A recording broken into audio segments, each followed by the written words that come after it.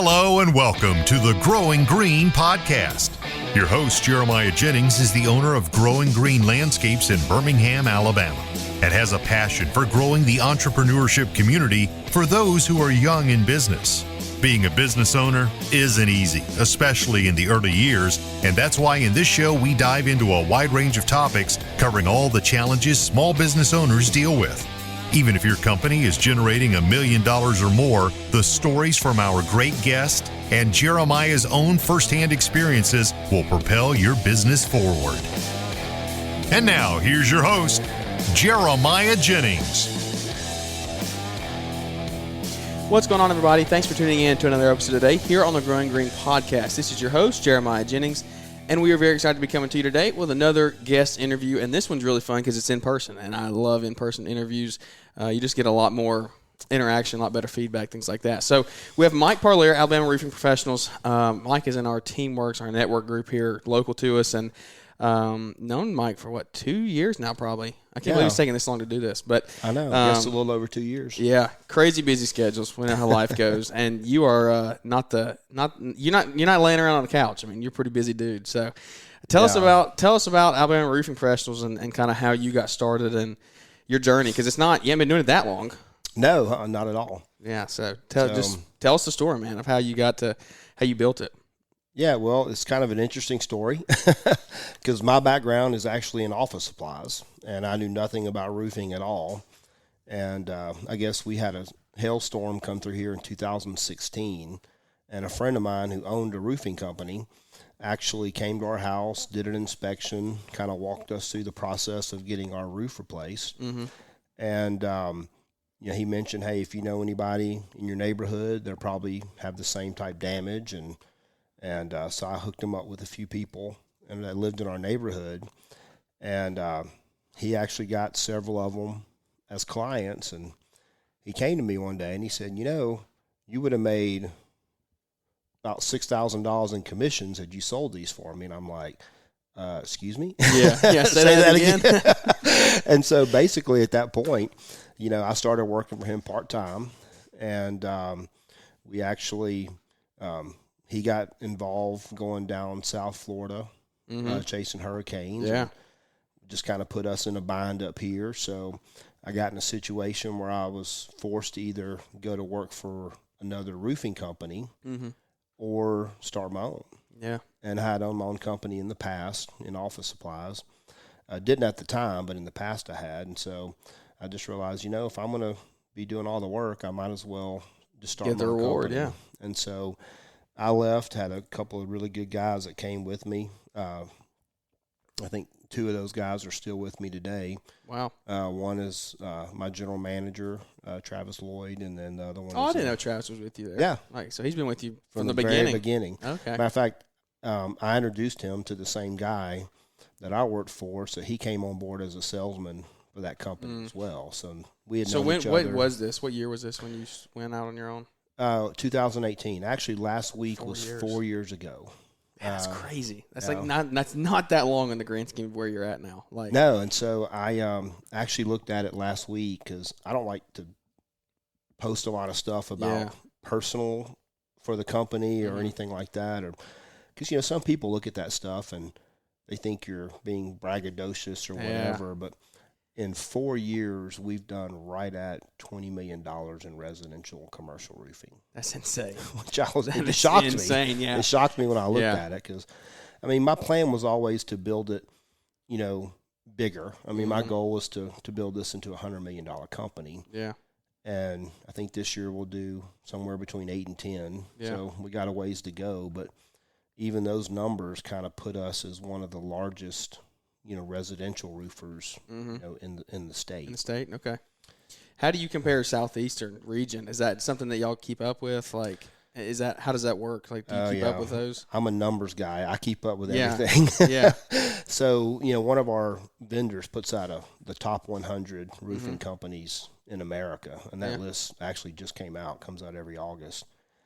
And, for 2 years in a row, I've been frustrated that we're not on that list. Yeah. And we have ways to go. Yeah. But still, because, our plan is we're actually getting licensed in Florida right now and Mississippi and We've done business in Tennessee, and so our plan is to be a regional company like that.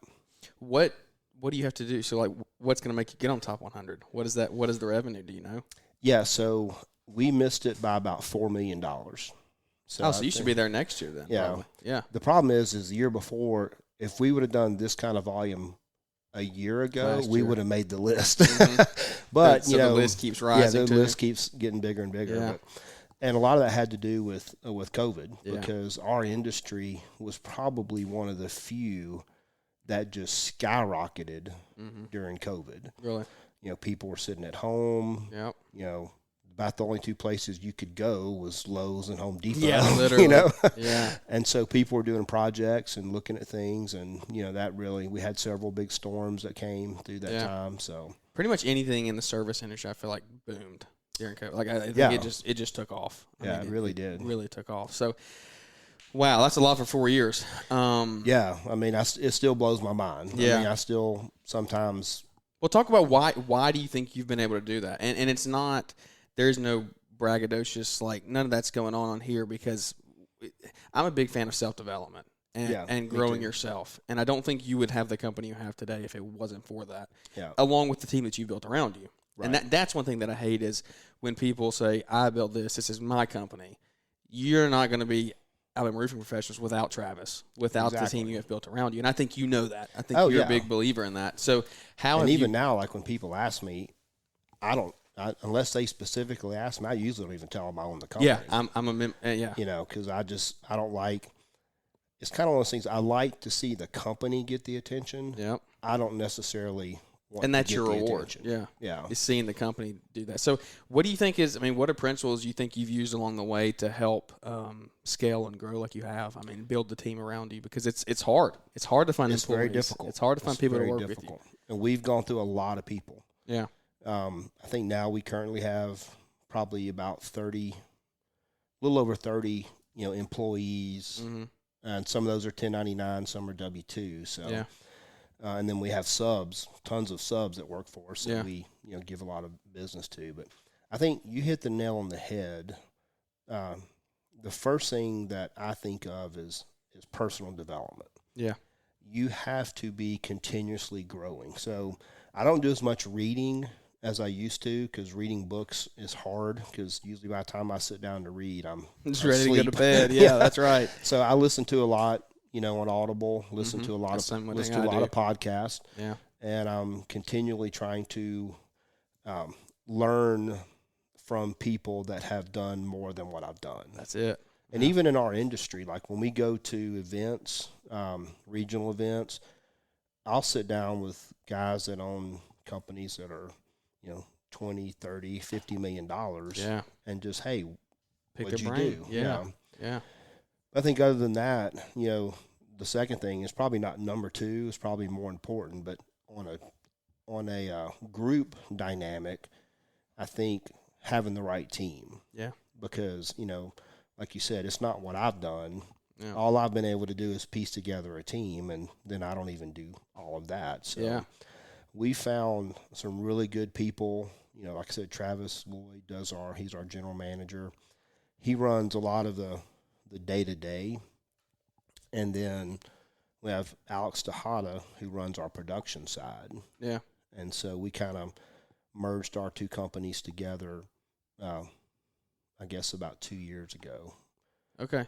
And then we brought on a David Daly, who is our commercial manager. So he's kind of taken off in our commercial division and done a great job. And we got a great office manager, Angela Cook. And then we have David Aponte, who does, our project management.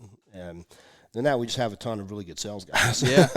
And our view on that has been, in the beginning, we would pretty much hire anybody. Mm-hmm. If you wanted to give it a shot, we'd train you. And we had that conversation about that the other day. Yeah. We had that conversation about that. Yeah. And then it got so hard because we don't necessarily have the time to train everybody. So, we've actually spent the last 6 months. Are you familiar with Grant Cardone? Oh, yeah. Okay, so I'm a big proponent of Grant Cardone. Are you a 10X guy? Yeah, I'm a 10X guy. All right. We actually one of the biggest investments we ever did when we first started was we used his sales training platform, and all of our salespeople had to go through that platform. Yeah. And so, Did it pay it off for you? Oh yeah, definitely. So it was an investment. Yeah, I mean, we pretty much doubled the size our sales every year. No way. Now, obviously, at the size we're at now, it's harder. Every year it gets harder to do that, but It's not impossible, though. it's not impossible. But one of the things that he teaches is that you have to set your goals really high, Yeah, you do. and you have to back up your goals with that 10x activity that he talks about. But we fell in love with the platform he uses. And so we reached out to them and we purchased the platform. And so now we've been developing our own sales training, not really sales training, there's some sales training in it, but our own, our training platform. Yeah, this is good. And this is where I wanted to go. So tell us more about the training and how you're doing that, implementing that. Yeah. So when we started the company, we felt like we need to develop a process for everything. So when we started, we had worked at other companies and seen how we didn't want to do things. And so one of the things that we always ran into is there's no processes. Yeah. So we actually developed, it's actually not in here, but we have a process manual that we did paper first. Yeah. And so we began to realize that we give our new sales guys or new employees these process manuals, and they would not read them. Yeah. And so, they'd sit in their truck or they'd sit at home, and we'd never see them and we'd never get them back. So we felt that if we could document everything that we do video-based, then we bring in someone that doesn't know anything about roofing, we could teach them about the roofing side.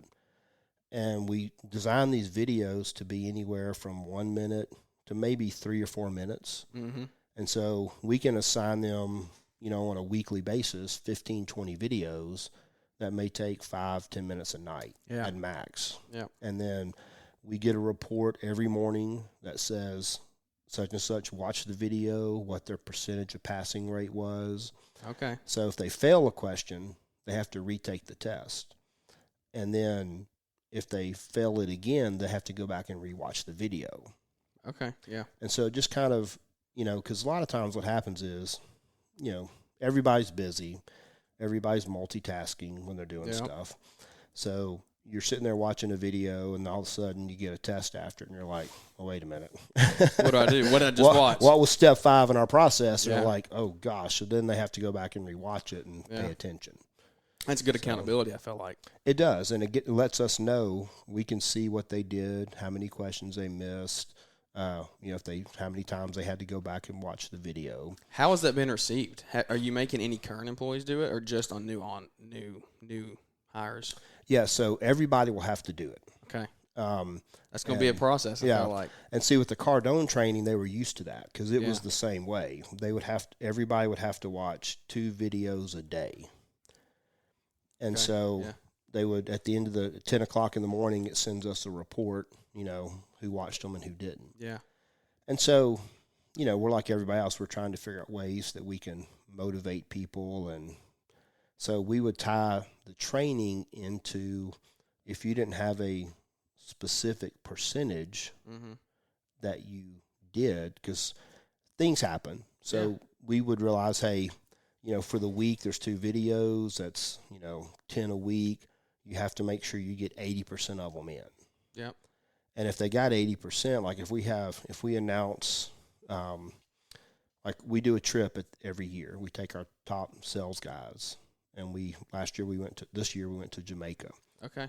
So one of the qualifications. It's not a small trip. Yeah, no, it's not. So if they didn't have 80% passing rate and they were in the top 3, they couldn't go. So our training is always a requirement for any bonuses or incentives that we do. Yeah. No, I think that's huge. I think that helps I think it's going to help build your company culture and your environment that you have. Like it's going to put in place what you want. Right. Like the structure you're wanting, and they're not going to do it themselves. Yeah, because people, they won't do it themselves. Yeah, exactly. I mean, we just have to be honest. We live in a society today that you can't force employees to do anything. Yeah. So it gets very difficult. What do you think if you're looking? I mean, you're obviously if you're scaling to $100 million companies, which you want to get to one day, you're going to hire a lot more people along the way. Yeah. A lot more people. Yeah.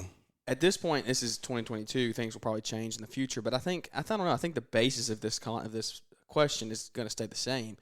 Of what do you think the most important thing is you look at when you hire an employee? Well, most of our employees we hire are through referrals. Okay. So we try to get somebody that knows them, that's worked with them. We don't hire a lot of sales guys from other roofing companies. Really? We do have some, but we don't go out and target other companies, salespeople's. If they come to us, that's one thing. Yeah. But, we really like to train them the way, because what happens is, you mentioned team culture. Yep. Well, team culture is extremely important to us. The first 2 years we were in business, we had to let go our top salesman 2 years in a row. Oh.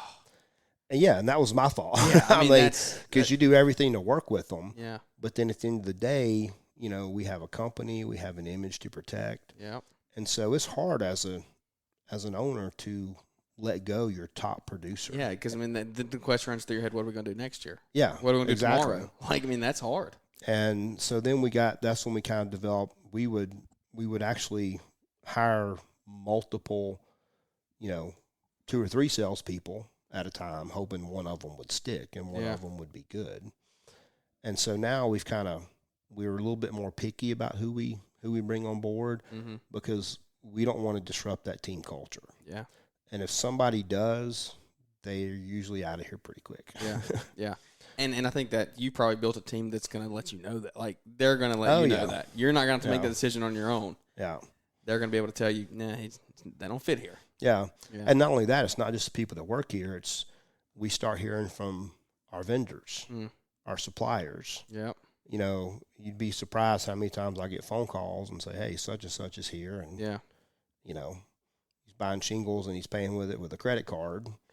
And it's not one of our jobs, know. And so, really, yeah,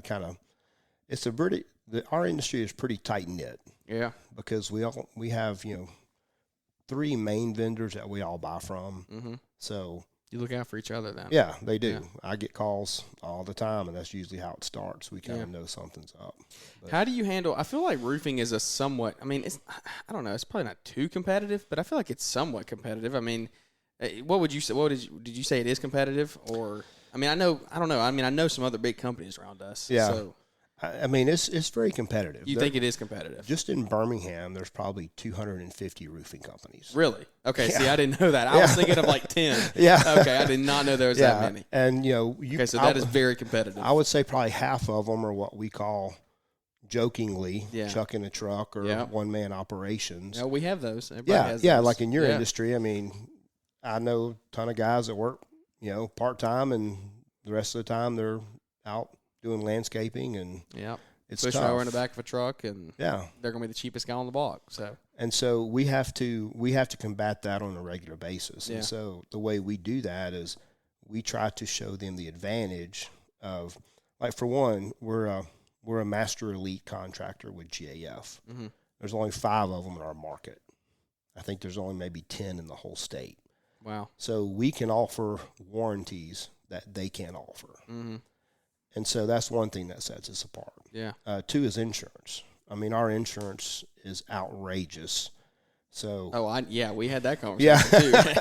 that your insurance bill is not something that I want to have to sit there and write a check for. No, it's very frustrating.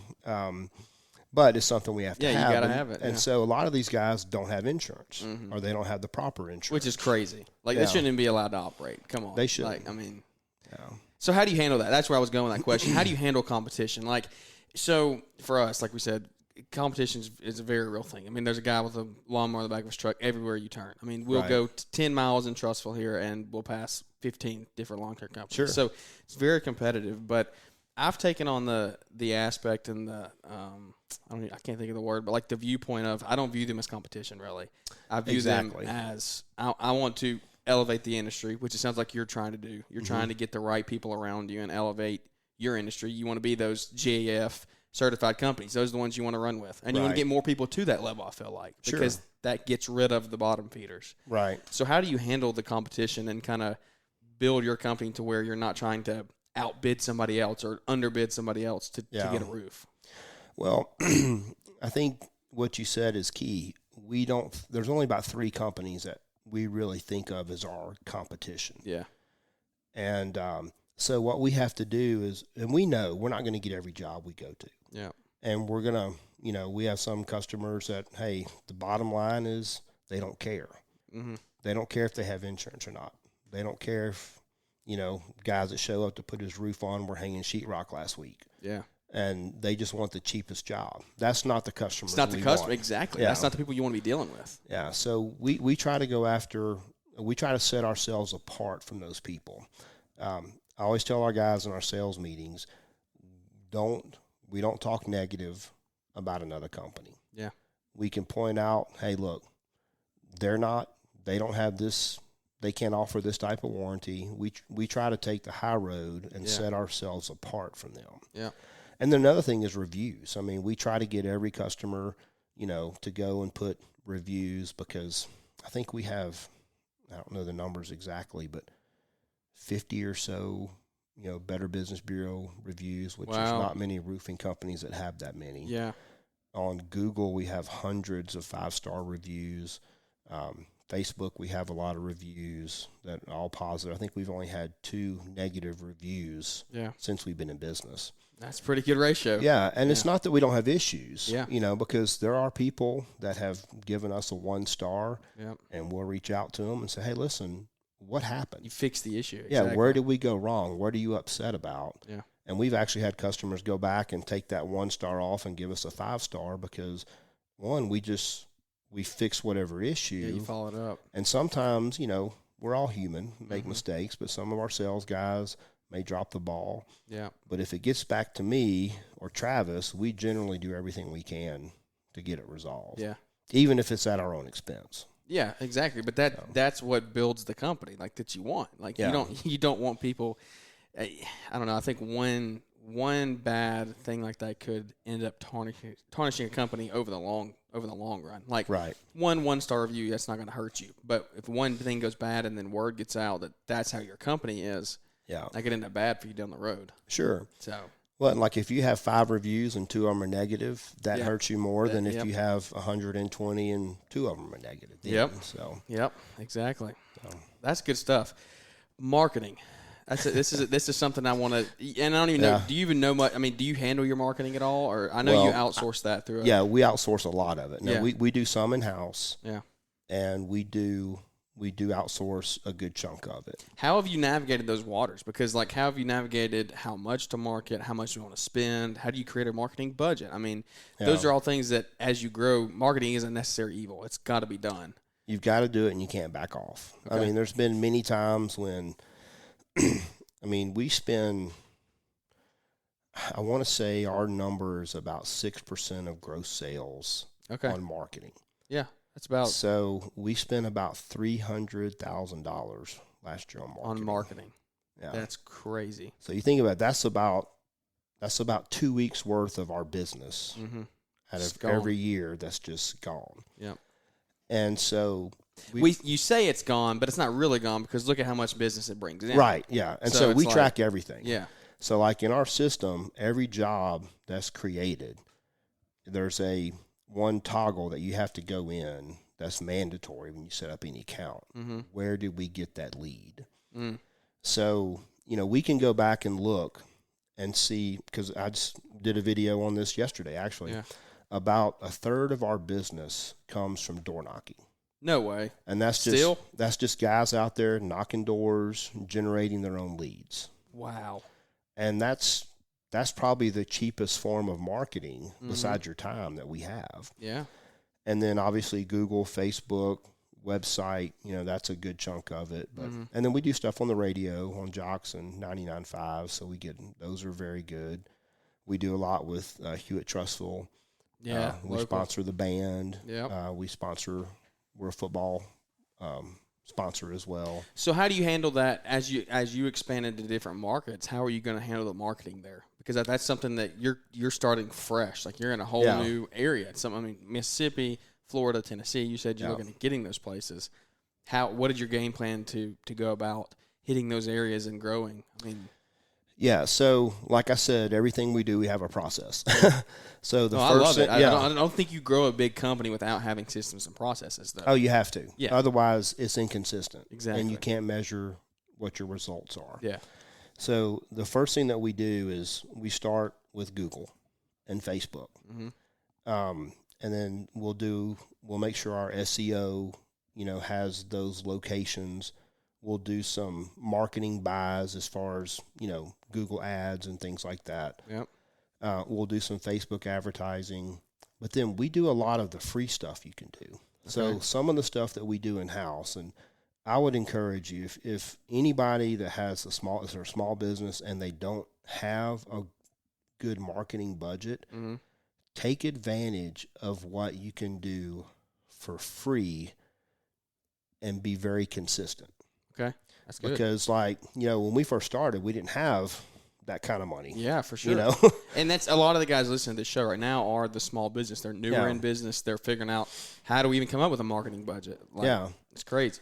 So we had, like my wife, for example, she would sit there and join all of these Facebook groups, like the What's Happening in Trustville, What's Happening in Clay. And we would make sure we followed their rules. And majority of them will allow businesses to post on Mondays. Yep. So she would sit down, I would sit down, and we would make sure that our Facebook posts were in all of those groups on those Mondays. And then we developed a method to where if somebody saw our post, we would have our own internal group me's and say, hey, such and such just posted on our looking for a roofer. And so we'd have 3 or 4 guys and friends that we know, people in Teamworks, go in there and recommend, us on those individual threads. And so you can get a lot of free marketing and jobs that just come that really have no marketing cost. So that's the first thing that we do. And then we try to get involved in networking groups. Yeah. So you're sticking to that. You think that's a big networking groups are huge.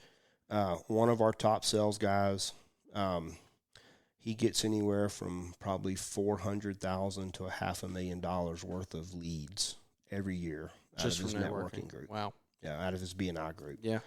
So we start with the Google, we start with Facebook. Once we have a sales, person or salespeople in place, we try to get them involved in some type of local networking group. And then we begin to reach out to people that can help us the most. Yeah. Real estate agents, insurance agents, home inspectors, people along those lines that we can get, a good chunk of business from. Yeah. And we have a mutual friend that's in the roofing industry. Yeah, yeah. And, he's a great guy. He's one of the guys I have a, tremendous amount of respect for. A large chunk of his business comes from networking groups. Oh, yeah, for sure. Yeah, I know. And so you got to have a strong presence. I think we have. Just talking to people. Oh, I know. I'm sorry. It's going to be hard to be an introvert and be a business owner. It's very difficult. If you are an introvert, you're going to have to put on your big boy pants and go talk to some people you wouldn't want to have a conversation with. Yeah. It's just, you have to make those connections. Yeah. And then once we begin to, get into those areas and that area begins, we set a price goal. Yeah. So if we start doing, say, $300,000 to $400,000 a month on a 90-day basis, 3 months in a row, then we'll start taking a little bit more of that money and sinking it into marketing. Okay. And so then we'll start reaching out to radio stations, organizations, like, for example, in Trustville, we do a lot for Trustville football. Yeah, sponsoring and stuff. So we would reach out to some of the larger, organizations in those areas, depending on the year. Yeah. We do a lot with the Birmingham Bulls, like we're one of their sponsors this year. You need to get in there on the Regions Field. You can go with the Barons. Oh, that'd be awesome. Yeah. There you go. That'd be a good area down there. I feel like we could talk 2 hours on this stuff. I want to backtrack a little bit. So we've caught up to where today is. Backtrack to the beginning and hiring in the beginning of what did that look like? What did hiring your first couple employees? Because, like I said, a lot of guys listening are the $10,000 to $250,000, $300,000 business, like not huge companies. But we're on that stage of like hiring that first guy, maybe getting out and starting a second crew. Like, how did you do that? And you're obviously a numbers guy, you're a process guy, so you had a plan behind it. Like I know you didn't just, I think it's time to hire somebody. Let's just hire them. Yeah. Like you knew you had some type of system in place to do that. What did that look like for you, hiring those first couple sales guys and getting into where you're running multiple crews at that point, and things like that? Well, and that's a good question, and that's one that's constantly evolving. Yeah. Now, in our industry, most of our sales guys are commission only. Okay. So that always is a benefit. Yeah. So we were in business almost 2 years before we had a full-time salaried, non-productive salaried person. Okay. And so what we ended up doing was we went through a lot. We churned through a lot of people that just couldn't either work on commission or started all strong and, then just kind of went downhill. Yeah. But I had the one advantage I had is I had 3 guys come with me. Yeah. And so all of them were straight commission. And we were all in the industry and we're all really good. I mean, 2 of them were better than me, and one of them's no longer with me, but they were able to really hit the ground running and hit it hard. When I got down to where we were hiring people, we had to look at it a little bit differently. Mm-hmm. I don't like to micromanage people. Yeah. But when you're hiring people, if you're starting off and you don't have the capital, you have to micromanage. Yep. We had too many people that we didn't, and basically it would have been the same as me driving down Queenstown and just throwing money out the window. Really? Because that's about what you get. Mm. You have to have a way to keep them to know what they're doing. Accountable. Yeah, great. But the challenge is when you have 1099s and W-2s, it's hard because 1099s are subcontractors, so they can you can't really hold them to the same level of accountability as you can. That's a W-2. Mm-hmm. So I guess as a company, you have to decide which route do you want to go. Mm-hmm. Now, obviously, non-producing people that are just in-house staff have to be W-2, but on 1099, you can still put some requirements on them, but if they don't follow them, then you can just cancel your contract with them. Yeah, that's good. And move forward to somebody else. But I think that, to me, that's probably the hardest thing now, in our industry is finding good quality salespeople. Now, on the subs, all of our subs are independent contractors, so we had enough subs to do work. Yeah. So unfortunately, the best answer I know is you're going to make mistakes. Yeah. Just don't make them. When you feel it's going to be a mistake, don't let it linger on. Yeah, nip it in the bud early. Yeah, fix it quick. That way you don't have, all this capital that you've put out and gotten nothing for it. When did you hire your first non-income producing, like office staff or whatever position it was? At what revenue point? Yeah, so we were probably doing close to $2 million a year. Really? Yeah, and that first person that we hired was our office manager. Okay. And that's probably the best decision that we've ever made. Yeah. I can't imagine how much time that freed up. Yeah, because basically, I was doing the accounting, marketing, all the paperwork, all that on my own. So I'd be working during the day, going home at night. You didn't have time to sleep. Yeah. No, it was very frustrating. And it's real easy. The best answer I could say is if you're starting on a tight budget, Grant Cardone says this: hire people to do the things you hate. Yeah. Because if you hate them, you're going to suck at them. Yeah, no, 100%. And so if like the accounting side, my background's in accounting, so I hated doing it, but I knew how to do it. Yeah. So, I see more small companies get in a bind because they don't keep up with their finances. Yeah. They don't keep up with their QuickBooks or their whatever taxes. Taxes, things like that. Yeah. And those are the things that you've got to know what your profitability is. 100%. And I think too many people go on for years and years before they know that. Oh yeah, and then it's too late. Yeah, you're just turning cash flow at that point. Like you're not. What is the point in running a $10 million company if you're taking home $30,000 at the end of the year? Like yeah. That, and I personally know a guy in the green industry grew a multi-million-dollar company. At the end of the year, lost money. Yeah, lost money at the end of the year, and he got his processes, and now they grew a massive company. He's hyper profitable. Yeah, turned it around. But it's like they got to that point. How did that even happen? Yeah, they didn't have the right team around them. They didn't have the right team, or the people they had in place weren't doing their job. And I want to take so let me. I kind of want to. I love that quote about hire people to do things that you hate. Let me add something to that and see how you feel about this. I think you need to hire people that like to do the things you hate to do. That's exactly right. You can't hire people that hate to do the things you do. Yeah. You hate to do. Because, like, we have another guy who has a hardscape company in this industry, and his wife was doing all the accounting and the bookkeeping in the business. Mm-hmm. He hates it. So does she. Yeah. So he was just pushing off to her, but it wasn't getting done correctly because she hated it just as much as he did. Yeah. So you got to find somebody that likes to do the things that you hate to do. And now you've created two problems. Exactly. Exactly. Yeah. So when you do find that person, make sure they like it. This is good. I know we got a hard stop here coming up. I got 3 questions to go out here with. Pretty simple, pretty easy.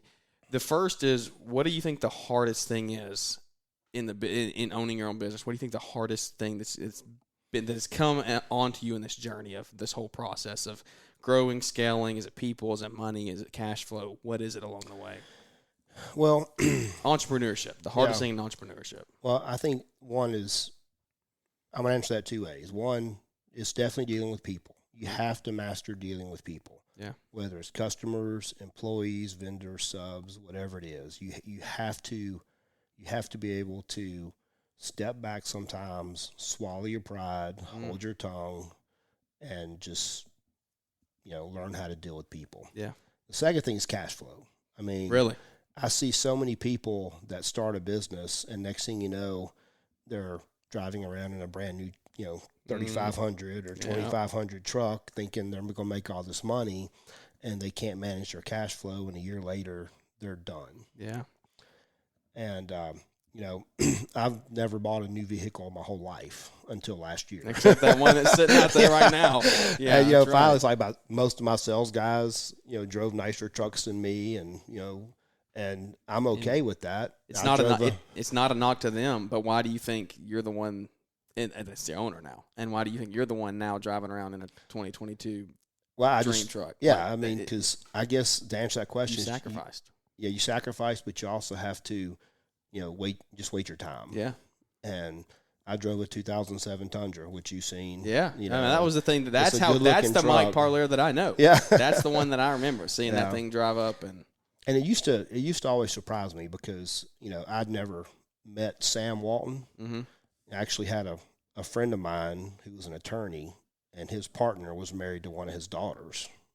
Okay, yeah. And it's true what they say. I mean, here's a guy who's a billionaire who could buy anything he wanted, that drove around in just a modest, beat-up pickup truck. Really? And so if you believe in yourself and you believe in your company, don't rush it. Yeah. Just wait, be patient, mm-hmm. build your company, and then the other things will come. So hardest thing there, let's transition now into what are some of the rewards that you've seen? And I think we just spoke about one. I mean, you got a new truck. You get to treat yourself there. But what are other rewards, monetary or taking vacations, the life you get to give you and your kids, your wife now? Like what are the rewards that you've worked so hard for the last 4 years? Well, Kat and I, one of the things we love is to travel. Yeah. And so I remember, for parts of my life, 5, 6, 7 years without going and taking a vacation. Yeah. Or maybe taking a long weekend or something like that. And that was a reward. Yeah, that was, yeah. Yeah. And so like now, we have 6 kids. All of them except one are over 21. So they never got to experience those things when they were kids. Yeah. So now we make sure every year we take all of the kids on a family vacation. Yeah. And now they look at it and say, hey, I'm really glad we could do this because we couldn't do it, when they were little. And so travel's probably our best thing. I know some of my people that work here get aggravated at me during the summer because we'll probably take 2 or 3 trips. Yeah. But that's why we did this. Absolutely, was to be able to do it.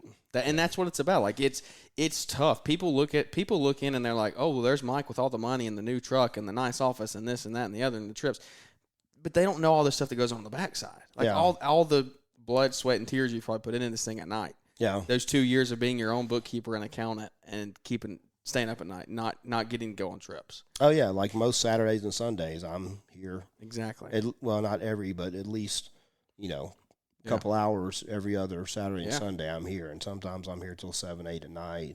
And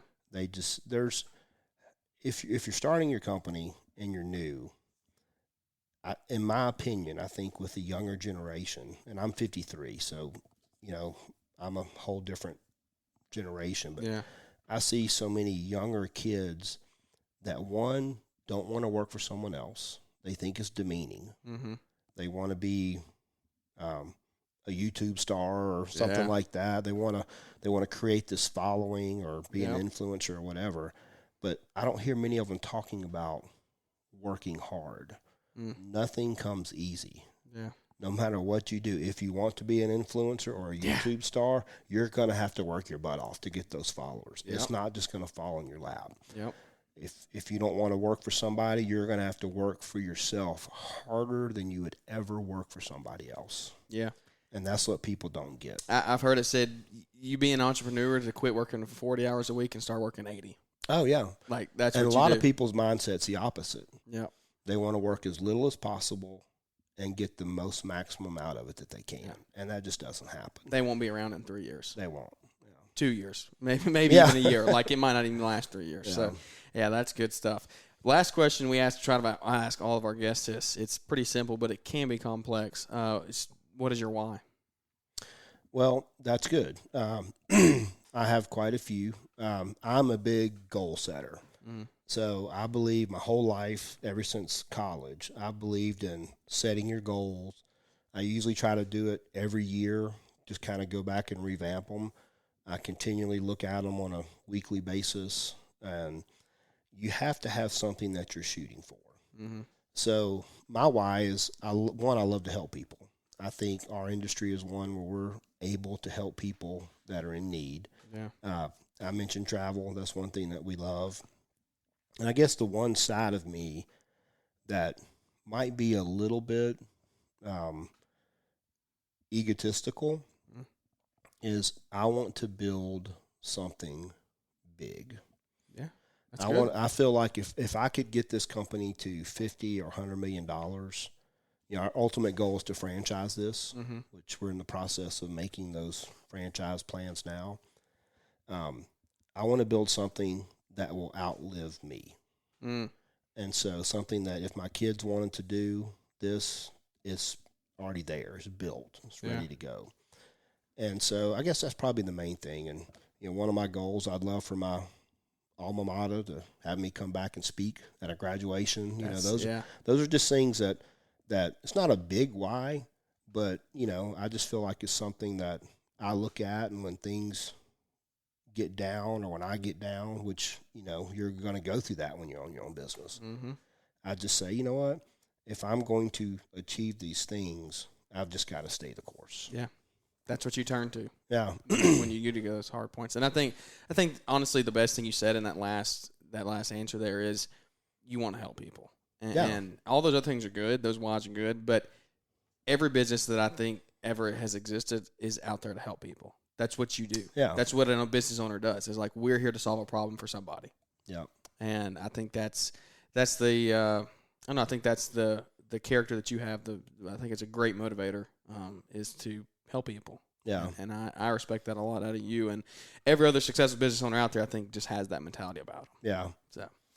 Well, and the ones that don't, you have to be careful. Yeah. I mean, that's those are the bottom line. Yep. Yeah. They're gonna bite you. Yeah, man. Well, that's good stuff. You have anything you want to, any words of advice or wisdom you want to leave anybody with besides what you've already dropped today? Well, I think I probably already said everything I'd want to say. I just want to say this again. If you're wanting to start your own business, I can't remember who it was, but you have to be prepared to fail. you are going to fail. Yeah. Now, whether that means you fail immediately or you're failing somewhere down the road, you're not going to get it right the first time, no matter what you do. So most multimillionaires, it's usually their 6th or 7th business that gets them over the top. And so, and that could be anything from, I know people that do success in multi-level and all kind of other businesses that they start, but it's just being able to realize you're going to fail at some point. And if you do, it's okay. Yeah. Learn from it and continue on. How do you react to that failure? Exactly. Yeah. That's good stuff, man. Well, if somebody wanted to see about Alabama Roofing, or maybe reach out if they had a question or something about, maybe, because I know people have dreams of scaling. I mean, if they ever had a question to reach out, how could they get in touch with you? And not your personal phone number if you don't want to give that out, but maybe a website or somewhere for them to get in contact with you. Yeah, I mean, they can always call the office, 722-ROOF. That's 205-722-ROOF. Or go to our website, alroofpros.com. Facebook. I mean, I'm pretty accessible. Yeah. I may not answer immediately, but I'll definitely call you back. Yeah, man, that's awesome. And that's one thing that I think I respect the most about people who have larger companies. Like, it's not a secret. You have a large company. I mean, you just said $10 million is what you're going to be. Is that what? Didn't you say that? We've talked about so many things. Yeah, we'll do between 8 to 10 this year. So you're looking at a $10 million company. Like, I think so many business owners, when they get to $1 million or $500,000, they're like, "Oh, I'm better than you. I'm not going to talk to you. I'm not going to talk. I'm too busy. I can't make time for this." Right. And that's one thing I respect about you the most is, like, we threw this thing together 30 minutes before we did this podcast, and I know people have busy schedules, but like, if a $10 million company business owner can figure out a way to fit this podcast, and then, like, other business owners can figure out how to help people and take 5 minutes to respond to a message or something. Yeah. So that's what I respect. One of the things I respect the most about you and everybody else out there. So reach out to Mike if you have any questions. I mean, he's a great resource of knowledge to help you grow and scale there. If you did enjoy today's show, leave us a 5-star rating and review on the podcast, and those really help. It really helps boost us. Like, we already talked about reviews, like how beneficial they are, and it boosts us to a bigger community. So when people do search Business Entrepreneurship Podcast, we'll come up there in the top 10. But, Mike, thank you for coming on today, man. I appreciate your time. Awesome, man. Yeah. Absolutely. I appreciate your time as well, and I know you've got a phenomenal business, and looking forward to hearing about your growth and success as well. Yeah, man. Thank you so much. Well, guys, that's going to wrap this one up. Thank you so much for tuning into the show today, and we look forward to catching up with everybody here on the next episode.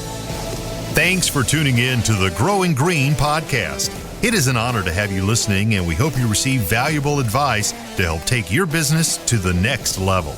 Don't forget to follow the podcast so you'll be notified when our next episode drops.